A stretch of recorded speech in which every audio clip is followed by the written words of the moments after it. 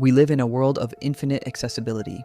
With a single tap, we can send a message across the globe, view the private lives of strangers, and participate in conversations with thousands of people at once.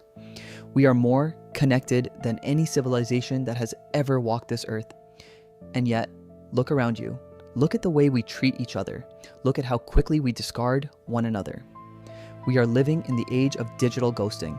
It is a phenomenon that has fundamentally altered the human experience, turning complex, breathing human beings into nothing more than text bubbles, avatars, and pixels on a screen.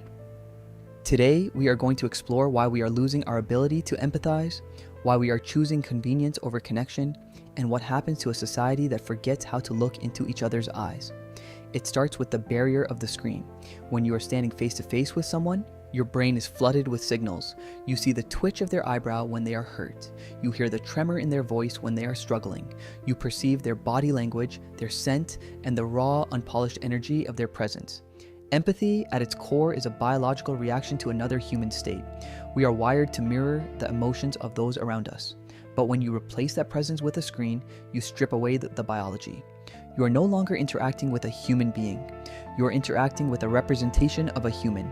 And it is incredibly easy to be cruel, indifferent, or dismissive to a representation.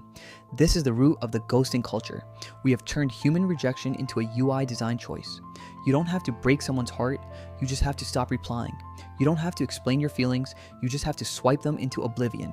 Psychologists call this the dehumanization of the digital self.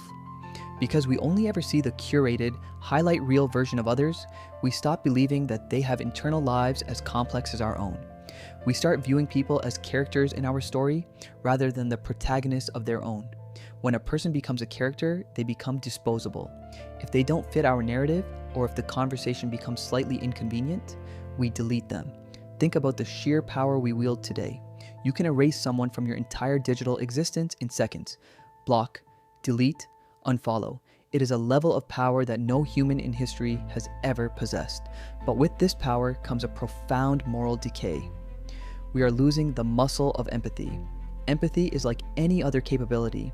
If you don't use it, it atrophies. If you never have to witness the consequences of your silence, you stop caring about the impact. We are becoming efficient, yet empty. We are experts at managing our digital personas, but we are amateurs at handling the messy, loud, and difficult reality of human emotion. We prefer the safety of a chat window where we can craft the perfect response, edit our flaws, and maintain total control. But human connection is the opposite of control. It is chaotic, it is vulnerable, it is frightening, and because it is frightening, we are choosing to opt out. This detachment goes deeper than just dating or social circles. It is bleeding into our work, our politics, and our communities. When we stop viewing others as humans, we stop debating with them. We start dismissing them. We stop trying to understand their perspective. We start mocking their existence.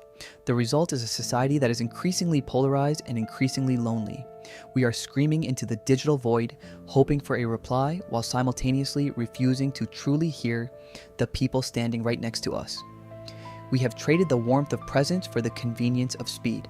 We feel a strange, hollow sense of accomplishment when we manage 100 connections in a day, but how many of those connections could you call in the middle of the night if your world was falling apart?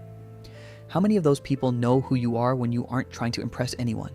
We are mistaking activity for intimacy, and it is a fatal error. The danger of this digital ghosting is that it trains us to stop seeing others. We look through people. We see them as utilities. Can this person help my career? Can this person entertain me? Can this person boost my social status? When the utility ends, the person is discarded. This mindset is the death of community. A community is not built on utility. It is built on the messy, difficult, and beautiful act of staying even when things are not convenient. We need to reclaim our humanity. We need to remember that the person on the other side of that text bubble is a living, breathing being with a heart that can break, with dreams that can be crushed, and with a history that we will never fully know. We need to be brave enough to have the difficult conversations. We need to be brave enough to say, I don't think this is working, instead of just vanishing. We need to be brave enough to be uncomfortable. If we continue down this path, we will create a world of millions of individuals, all living in their own digital fortresses, terrified of being seen and terrified of seeing others. That is not a life.